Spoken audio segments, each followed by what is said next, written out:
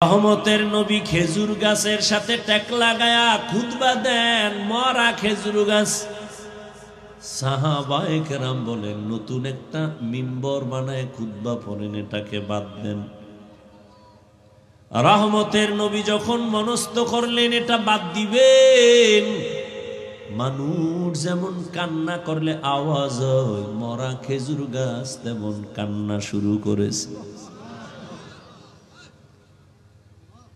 সাহাবায়ে কেরাম বলেন, ইয়া রাসূলুল্লাহ, মরা খেজুর গাছ মানুষের মতো কান্না করে, আওয়াজ শুনি। নবী বলে চলো, নবীও দেখে কান্নার আওয়াজ। রহমতের নবী বলেন, ও মরা খেজুর গাছ, কি চাও? আমি কি দোয়া করব তাজা হয়ে যাবি, খেজুর হবে, মানুষ খাইয়া শুকর আদায় করবে? কয় না। তো কান্না কেন করো বলো? খেজুর গাছ বলে, ইয়া রাসূলুল্লাহ, আপনার বিরহের বেদনায় কান্না করি। এতদিন আপনার শরীরের ছোঁয়া পাইছি, হঠাৎ শুনতেছি নাকি আপনি আমাকে বাদ দিয়ে দিবেন। আপনার বরকতের ছোঁয়া না পাইলে আমার কান্নার আওয়াজ। ও খেজুর গাছ, সর্বশেষ তুমি কি চাও? খেজুর গাছ বলেন, নবী এখানে আমারে মানুষের মতো জানাজা পড়াবেন, আর এখানে আমাকে দাফন করে রাখবেন। কিয়ামতের দিন আমি আপনার সাথে জান্নাতে থাকতে চাই। উস্তুনে হান্না আজ হাজরে রসূল নালামি জাদ হাম চুয়ার বাবু। রহমতের নবীরে পিপিলিকায় চিনল, সাপ চিনল, দুনিয়ার সব মাখলুকাত চিনল, কপাল পরা মানুষ আমরা চিনলাম না। নেতার জন্য জীবন দিছরে যুবক। কেন? কয় নেতা আমারে টাকা দেয়, আমারে পোশাক দেয়, আমারে চাকরি দেয়।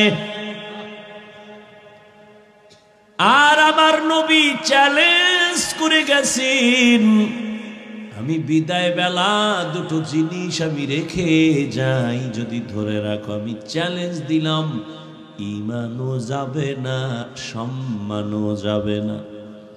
কয় জিনিস? আমি কিন্তু মোনাজাত দিয়ে ফালাম বাবা, কানলেও কাম হইতো না। যদি হাত দুইটা উঠাইয়েই ফালাই, শেষ। আর আগামী বছর বাঁচবো কিনা, আসবো কিনা, সেটা পরের চিন্তা। কত কষ্ট করে আসছি, আর আপনার এটাকে কিছু মনেই করতেছেন না। এই কিছু বান্দা মোবাইল নিয়ে ব্যস্ত, কি বয়ান শুনবে এরা? 24টা ঘন্টা মোবাইল নিয়ে মরে।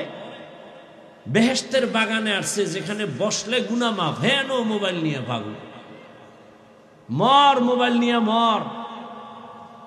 কাফনের ভিতরে লয়ে যাবি, ফেরেশতা আসলেই বলবি আগে সেলফি, পরে প্রশ্ন। লজ্জা না থাকলে কোনো কথায় ধরে না। আরে আমি হাফিজুর রহমান কেন? ওই যে বলছিলাম, রহমতের নবীর 13 বছর বয়ানেও কালেমা পড়ে না, এর নাম কফাল। নবীর বয়ানে ঝামেলা আছে, আর আমগো বয়ান তো বয়ানই না, বয়ে বয়ে কণ্ঠ বাজাইতেছে। রসুলের বয়ান শুনেও কালেমা পড়ে না, এর কপাল পড়া। আর 27 বছরের যুবক আইসা নবীরে জবাই করবে, কালেমাটা ভুইরা তরবারি নিয়ে দাঁড়ায় গেছে।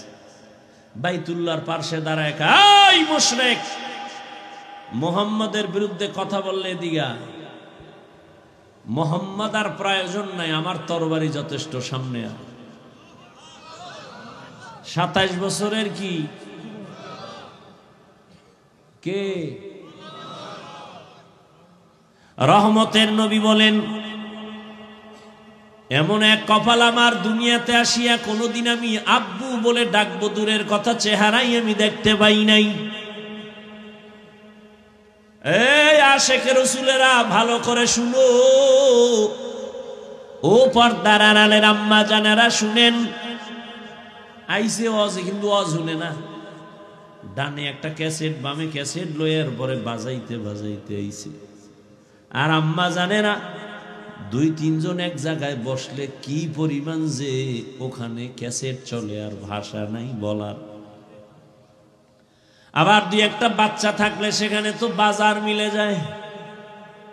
আবার যদি মোবাইল থাকে সব আউলা জাউলা, ওয়াজে আসছে বিদায় বেলা খালি আসছে খালি। স্বামীর জিগায় কি ওয়াজ শুনছু? বাচ্চার কান্নার কারণে শুনতে পারি নাই, শুনাও। আমি মোবাইল নিয়ে ব্যস্ত ছিলাম, কি ওয়াজ আমার আবার শুনতে হইব। কথা শুনাও, মোবাইল আড়াই এলাইছে, কি শুনাম? আমও গেছে সালাও গেছে। রহমতের নবী বলেন, আমি আব্বা বলে ডাকবো দূরের কথা, বাবার চেহারা দেখি নাই, 6 বছরে মা হারায় ফেললাম। চতুর্দিকে আমার দুশমন আমাকে হত্যা করার জন্য আমাকে বারবার আক্রমণ করে, আমার পথে কাঁটা দেয়। ঠিক আমি মোহাম্মদ যদি মোনাজাত দিয়ে বলতাম, হে মালিক উহুদের পাহাড় স্বর্ণ বানায় দাও, রব আমারে স্বর্ণ বানায় দিতেন। কিন্তু আমি বলি নাই, আমি গরিবী হালাত চাইছি আর দোয়া করছি, হে আল্লাহ আমারে গরিবী হালাতে রাখিও, গরিবী হালাতে মরণ দিও, কিয়ামতের দিন গরিবের সাথে হাসর করাইও। এ জমিনের গরিব, বড় লোকের বাড়ি গাড়ি দেখা পাগল হইয়া আফসুস করিস না। রহমতের নবী বলেন, আমি মুহাম্মদ বলে গেলাম, কিয়ামতের দিন ওই বাড়ি গাড়ি টাকাওয়ালা আর 500 বছর আগে গরিব জান্নাতে চলে যাবি।